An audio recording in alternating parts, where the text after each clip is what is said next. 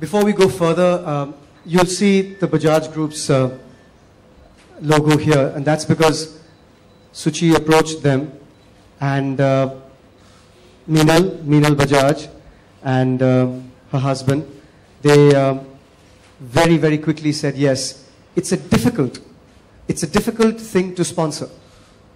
It's not a more glamorous kind of, HIV or cancer kind of disease where, it's a tricky thing to do, to put your shoulder behind CSA.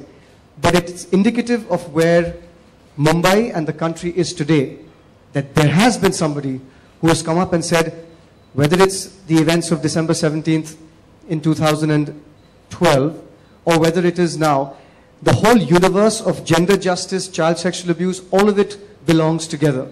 Which is why, as you alluded, that most of the time a child gets abused, the child is scared that he or she won't be believed.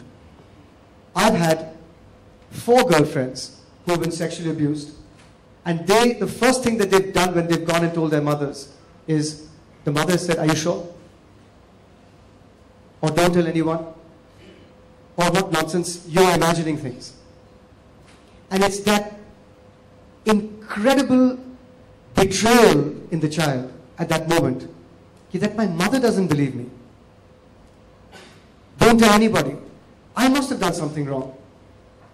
So the child begins to feel that मुझ में कुछ कमी है, मैंने कुछ गलती की है.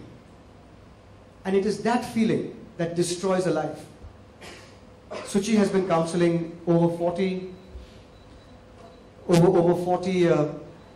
survivors of child sexual abuse. बहुत साल हो गए. And half of them are men. Not all are women. Half of them are men in their 40s whose lives are destroyed because they keep blaming themselves for what happened and spiraling downwards and inwards. 53% was the figure that the government arrived at when they surveyed approximately 12,000 children in 2011. ये जो आंकड़े हैं, ये government से. Now, if you put that to 470 million children in the country, don't put 53%, put 33%. You're talking about 150 million children. You're talking of 10 Australias, 3 Englands. That's the population you're dealing with, of children. Which is why in these 2 days, there are about 20 NGOs working on child sexual abuse. There are 4 lakh NGOs working on education. But when you have these numbers in front of you, from 20 you need to make this 20,000 very quickly. Which is why we felt the need to have the first seminar. But I'm going to pass it on to Suchi. As Kalki said, she's going to supply you with all the hard data. Hi. So let me start with just telling you that in 2008, the foundation launched Project HEAL, which stands for Help Eradicate Abuse Through Learning, which works specifically on child sexual abuse. And when we launched it, we were wondering, where do we start? What kind of work do we do within child sexual abuse? And the first thing we realized that we need to do is work on awareness. Because post-sexual abuse has happened, of course you need to deal with that. But before that, how do we even begin by making the different parts of it?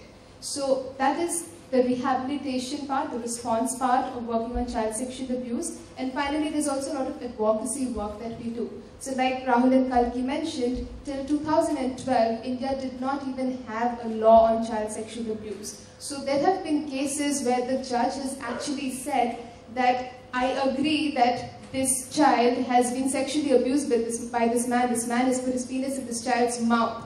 But I can't do anything about it because the law does not provide me any opportunity to penalize this man. So they have let go so many criminals free despite knowing that this is not okay. So we have worked with the government and other NGOs in finally developing this law. We worked for at least 4 years, consistently long meetings, sitting and drafting every aspect of the bill, which finally got passed in 2012 and is now an act. It has some loopholes, but at least we have something with us now to work on. When we were doing this work, we realized that only when everyone came together were we able to make this happen. So this is the only way that we can make other things happen within the field of child sexual abuse, because like Rahul told you, there are about 20 NGOs and individuals working on the issue in the country. And how do we put our forces together so we can make things happen on the issue faster? Because there are 53% Indian children getting sexually abused. How do we move faster and get more resources together? So that's where the idea of putting the seminar together germinated from. And that's how we started reaching out to people. And trust me, everyone, despite all the egos and everything, everyone in the country who we've approached have been so happy that this is happening finally, and they've managed to come onto a platform where they can all share, learn from each other, and work together as a connected force. So let me just quickly also take you through a PowerPoint that we've created for you.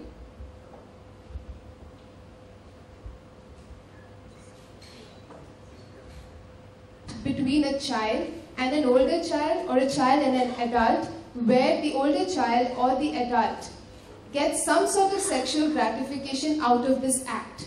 The reason I'm saying act is because there does not even have to be necessarily physical contact between the abuser and the child.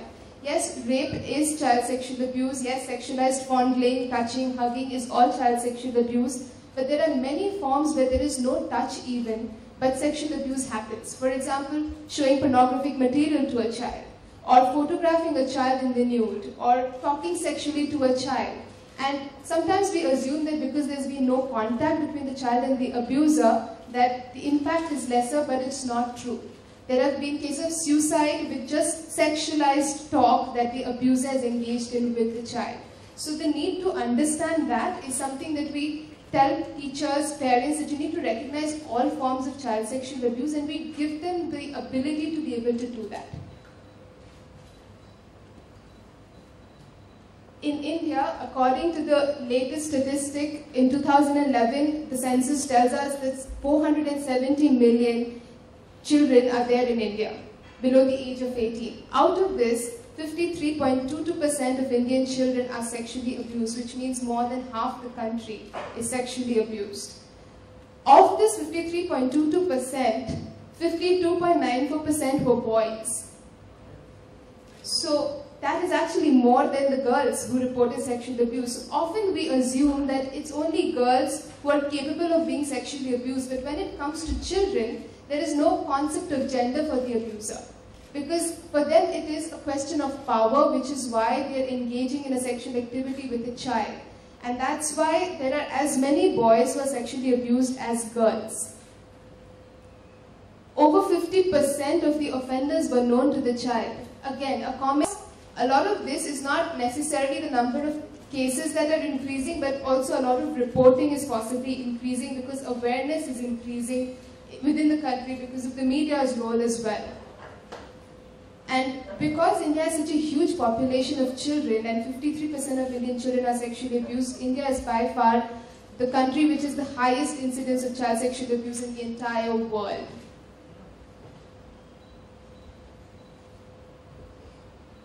Like we mentioned already, there is a conspiracy of silence around child sexual abuse. People do not want to talk about it. It's constantly brushed under the carpet. And it's very rampant in the Indian system, but we'd like to believe that it's become more frequent now.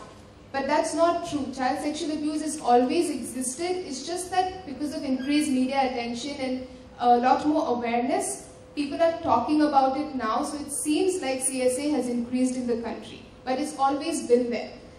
And like I told you earlier, POCSO, the law against child sexual abuse, has only been introduced in 2012, but it's a good start.